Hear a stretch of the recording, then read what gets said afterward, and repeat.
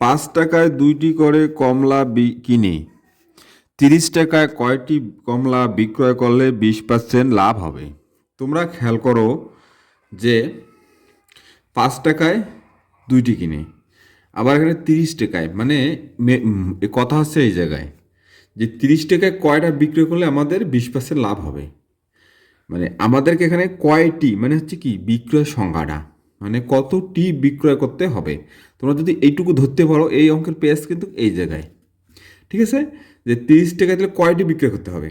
যখন এইরকম থাকবে যে বিক্রয় সংখ্যা বের করতে বলা হবে, তখন আমরা ক্রয় মূল্যের উপর ফার্স্ট যে কাজ আছে লাভ বের করব। তো ক্রয় মূল্য ছিল কত আমাদের 5 টাকা, তো এটার উপর আগে 20% লাভটা বের করে নেই। ঠিক আছে, আমরা লিখতে পারি 20% লাভে 5 টাকার 5 টাকায় কমলা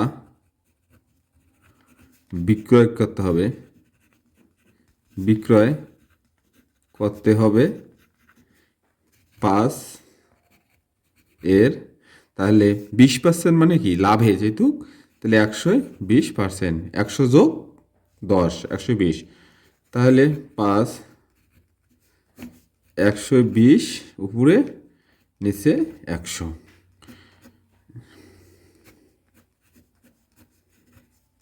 অর্থাৎ 6 এটা কি টাকা।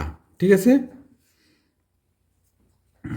এখন তোমরা খেয়াল করো যে আমাদেরকে বিক্রয় সংখ্যাটা বের করতে হবে। তো যেটা বিক্রয় সংখ্যা বের করতে হবে সেটা আমরা কি দেবো, ডান পাশে দেবো। কোন পাশে দেবো, ডান পাশে দেব। তাহলে আমরা এখন এইভাবে লিখতে পারি 6 টাকায় বিক্রয় করতে হবে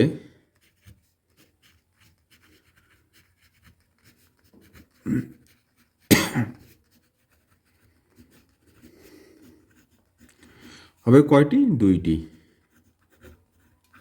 ঠিক আছে, 2টি কি, এটা কমলা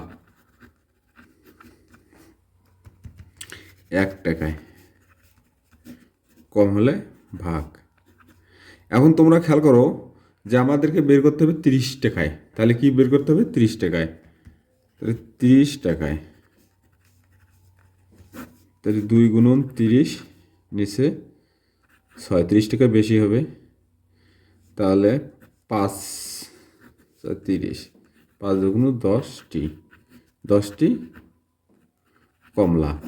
তাহলে আমাদেরকে বিক্রি করতে হবে কতটি, 10টি, 10টি বিক্রি করলে আমাদের 20% লাভ হবে।